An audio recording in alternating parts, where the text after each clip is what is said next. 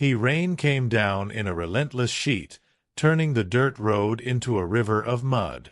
Lightning forked across the sky, momentarily illuminating the old house at the end of the path. It stood like a forgotten sentinel, its crooked silhouette barely distinguishable from the twisted trees that surrounded it. The house had been abandoned for as long as anyone in town could remember, though whispers and stories kept it alive in the minds of the locals. Children dared each other to run up to the front steps and touch the splintered door. None ever did. Inside the house, the air was dense with the smell of rot and damp wood. Shadows moved in the flickering light of a single black candle perched on a table in the center of the room. The walls bore strange symbols carved deep into the wood, circles within circles, jagged lines that seemed to writhe when stared at too long. A figure sat hunched over the table, muttering softly, the words more like the hum of insects than human speech. Mara's eyes were wide, her breath shallow as she traced the edge of the sigil with her finger. Her long, tangled hair hung around her face like a veil, strands sticking to her cheeks with sweat. Her gaze was locked on the object before her, a small, crude effigy made of twine, feathers, and something that looked disturbingly like bone. Her hands shook as she tied the final knot around its neck. Blood to bind, shadow to guide, voice to call, she whispered, her voice low and quivering. Her eyes darted to the corner of the room where the shadows seemed just a little darker, a little thicker, like ink pooling in water.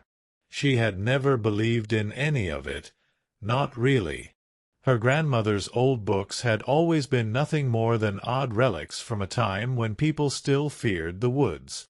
But desperation changes things. Her sister had vanished 2 weeks ago, and after the police searches came up empty, Mara had started looking for other answers.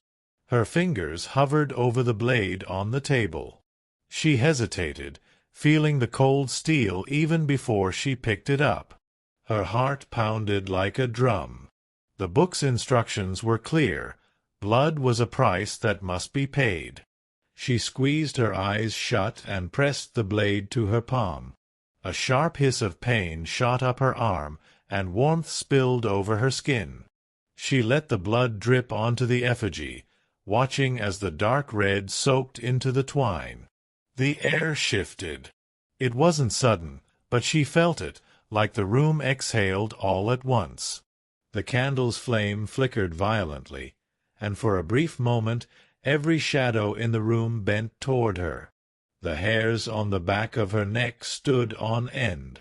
She glanced at the corner again, her eyes struggling to focus.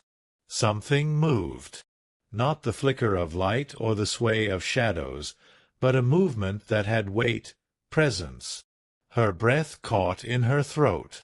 "No," she said, her voice trembling. "Not yet, I'm not ready." But it was too late. A sound like wet footsteps echoed behind her. Slow, deliberate. She whipped around, eyes wide, breath coming in short gasps. The hall behind her was empty, but the sound hadn't stopped. Her gaze darted to the doorway leading to the kitchen. The blackness there was deeper, more complete. Her eyes couldn't penetrate it, and it felt as though something was looking back at her from that void.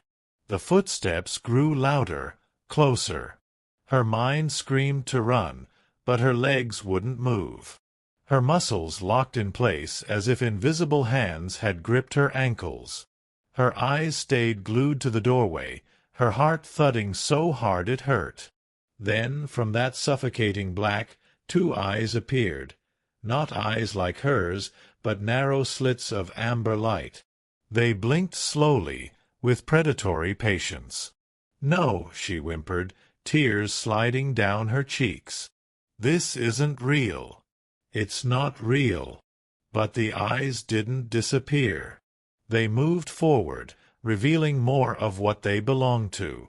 A head, too large to be human, ducked out from the shadow. Its face was a mockery of a man's, long and hollow, with a grin far too wide and teeth far too sharp. It didn't crawl, it didn't walk, it moved like the flicker of a candle flame, a jagged, sudden lurch into view. "Blood to bind," it said in a voice like rusted metal scraping over stone. It repeated her words perfectly, but it wasn't her voice. It was her sister's. Her heart stopped cold. "No," she said, louder this time, her voice a strange shout.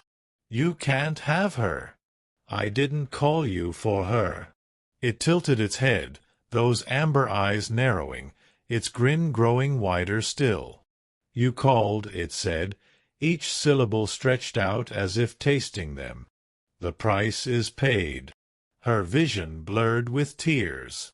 "I didn't know. Please, I didn't know." The creature leaned in, so close she could feel the chill radiating from its skin. Its breath smelled of dirt and burnt hair. Its face filled her entire world, its grin curling with something that might have been amusement. "No," it hissed. "Now you know."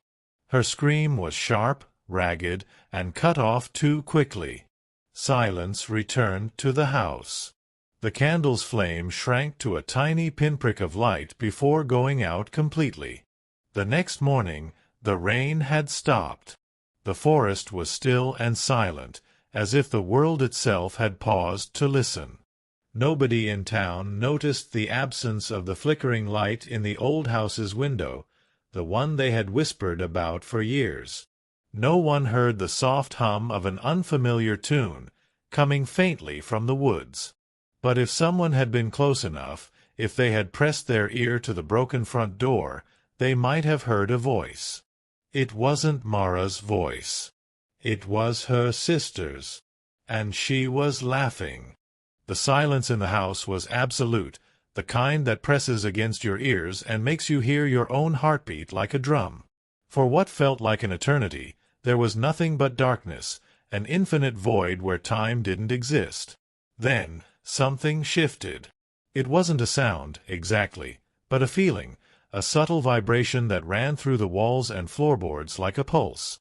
The air grew colder. Not the chill of winter, but something older, rawer, the kind of cold that sinks into bones and never leaves.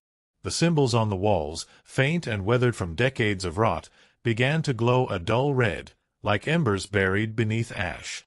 The sigils twisted slowly, their shapes warping into new forms as though unseen hands were etching them fresh into the wood.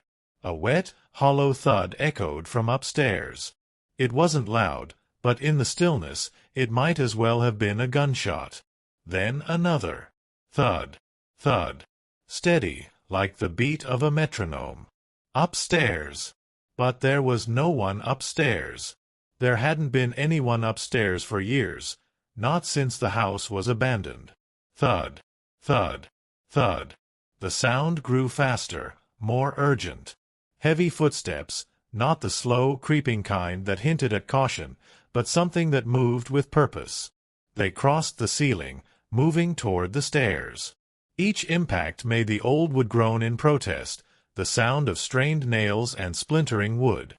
The house seemed to breathe with it, every creak and groan of the structure mimicking the rhythm of those steps. Dust fell from the ceiling in thin streams, swirling in the pale glow of the sigils. Then it stopped. Silence again. Heavy, suffocating, absolute, until the first step on the staircase. A soft, deliberate creak. Then another creak. The weight on each step was undeniable now. Whoever, or whatever, was coming down those stairs wasn't being cautious. It wasn't hiding. It wanted to be heard. Mara's eyes flew open, but she wasn't where she had been. Her head throbbed with a sharp, splitting ache. Her vision was blurry, but as it cleared, she saw she was no longer seated at the table. She was lying on the floor, cheek pressed against the cold, wet wood. Her breath came in shallow gasps as she pushed herself up with trembling arms. Her hands were slick, and when she glanced down, she saw her palms coated in something dark and thick. Blood. But not just her blood. The scent was stronger, metallic, raw, and far too much of it to have come from her alone. She blinked rapidly, her gaze darting around the room. The candle was out, but the glow from the twisting sigils on the wall bathed the room in a dim, pulsing red. Her eyes snapped to the staircase. Her heart stopped. Something was standing there. It stood at the base of the staircase, its head bent low to avoid the ceiling.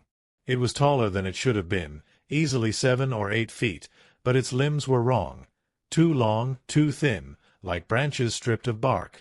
Its fingers dangled at its sides, twitching in slow, random movements, each one tipped with something sharp and jagged. It was grinning. That grin hadn't changed.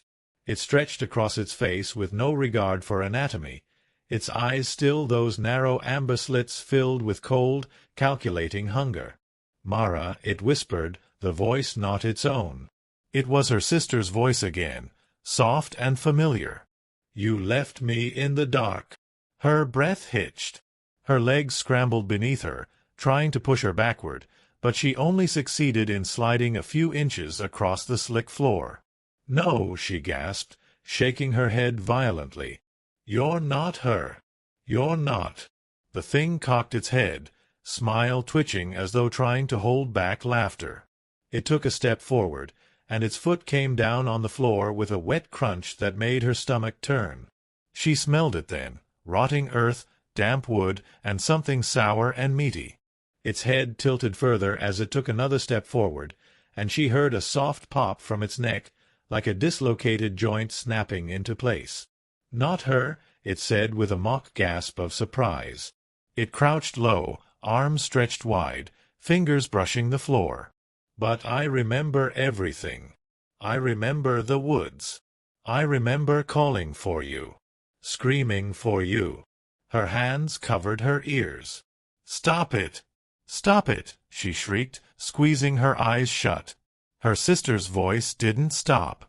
"I called for you. You didn't come. You never came." Her chest heaved as sobs overtook her. Tears ran down her face, hot streaks of panic on her cold skin. She couldn't block it out, not this time. The memories came rushing back, the search parties, the police asking questions, the endless waiting. But she had stopped searching, hadn't she? She'd stopped believing her sister was still alive. And now that voice, her sister's voice, echoed from the thing that wasn't her. "I tried to bring you back," she whimpered, rocking back and forth on the floor. Her fingers dug into her scalp, nails raking against her skin. "I tried. I'm sorry, I'm sorry, I'm sorry." The footsteps stopped. The air went still. Her eyes cracked open, heart pounding so hard she felt it in her teeth. The thing was gone. The base of the stairs was empty. No long limbs. No amber eyes. No grinning face. Her breath came fast and shallow, eyes scanning every corner of the room. A soft exhale of breath on the back of her neck. Her body locked in place. She felt it before she heard it, a slow, steady inhalation right behind her, close enough for the chill of its breath to seep into her skin. She didn't dare turn around. "Mara," it whispered in her sister's voice, so close it could have been her own breath fogging her ear. "I found you." Her body moved before her mind caught up. She scrambled forward, hands slipping in the blood on the floor, her legs kicking wildly as she dragged herself away. She could feel it behind her, hear its nails scraping across the floor, slow and deliberate. It didn't rush. It didn't need to. It was savoring this moment. She clawed her way to the front door, her fingers finding the edges of the old wood, nails prying at the gap between the frame and the door. Her sobs were frantic now, her mind a chorus of please, please, please on repeat. She yanked the door, and it didn't budge. Her breath caught in her throat. She pulled again with every ounce of strength in her body. It groaned, heavy from the swollen wood and rusted hinges. Then, slowly, it began to move. A crack of moonlight poured in. Her heart surged with hope. Then it stopped. Her gaze darted up. Over her shoulder, she saw it. Its hand was on the door. Long, spindly fingers wrapped around the edge, pressing it closed again. It moved with that same terrible slowness, one finger curling over the door at a time, its black nails tapping softly as it shut the door with an almost gentle finality. Her breath came in shallow gasps, chest heaving as she stared up at it. Her eyes were wide with pure, animal terror. The thing leaned down, its face inches from hers, its grin so wide it nearly split its head in half. "You're mine now," it whispered, and this time it was her voice. Not her sister's. Her own. It spoke with her voice. Her scream pierced the night, sharp and short. It cut off far too quickly. The house went still. The rain returned, tapping softly against the roof, steady and gentle, like it had never stopped. If anyone had been walking along the old dirt road, they might have seen the faint flicker of a candlelight in the window, a soft, warm glow in the distance. It flickered twice. Then it went out. No one would go near the house again, not after the whispers started, not after the stories spread. They said you could hear two voices humming softly from the woods at night. One was high and sweet, like a girl's lullaby. The other was lower, rasping, and filled with something old, patient, and hungry. And if you stood too close, the humming might stop, because they had seen you, and they were waiting.